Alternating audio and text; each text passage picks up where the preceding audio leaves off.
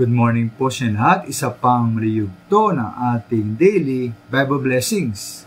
Pamagat po ng ating araling umaga ay, sino ang tumatakbo? Sino ang tumatakbo? Ang buhay Kristyano po ay isang takbuhan.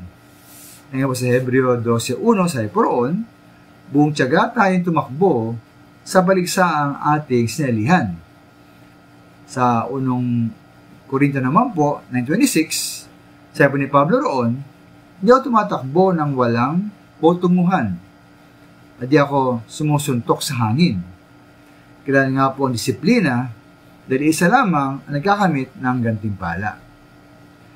Minsan po sa isang YouTube video, may pamagat na Dog Wins, Truck Race Against Two Humans, mula po sa RM video sa may 2.8 million views.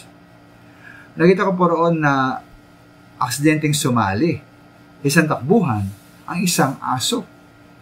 At sa finish line, lalo pa niya ang dalawang taong tumatakbo. Nakakatuwa po at nakakatawang panoorin ng video. May kita pa natin sa pangyaring ito kung ating iasalin sa spiritual na aspeto na hindi po sapat ang tumakbo at umabot sa finish line.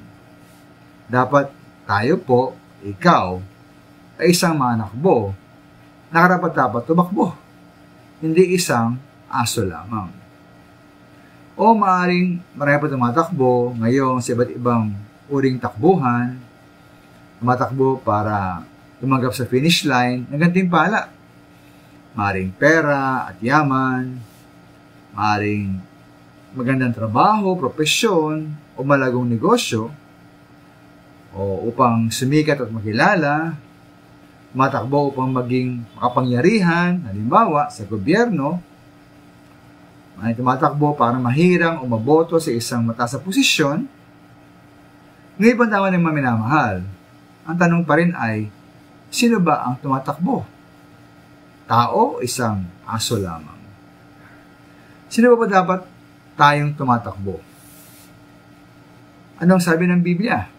Una po ay sa 1:3, dapat tayong ipanganak na muli. Makita po natin ang paghahari ng Diyos.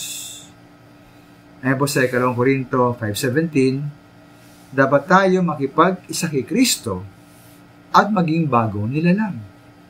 Ikalawa po sa Efeso 4:13, sa biyaya ng Diyos, atin po sikapin na maging ganap ating pagkatao ay sabihin ganap ni Kristo. Opo, tayo po'y lumago sa biyaya at sa pagkakilala sa ating Panginoon at tagapagligtas na si Jesucristo. Maminamahal na po tumakbo ay Kristiyano at Kristiyanong lumalago. Maraming salamat.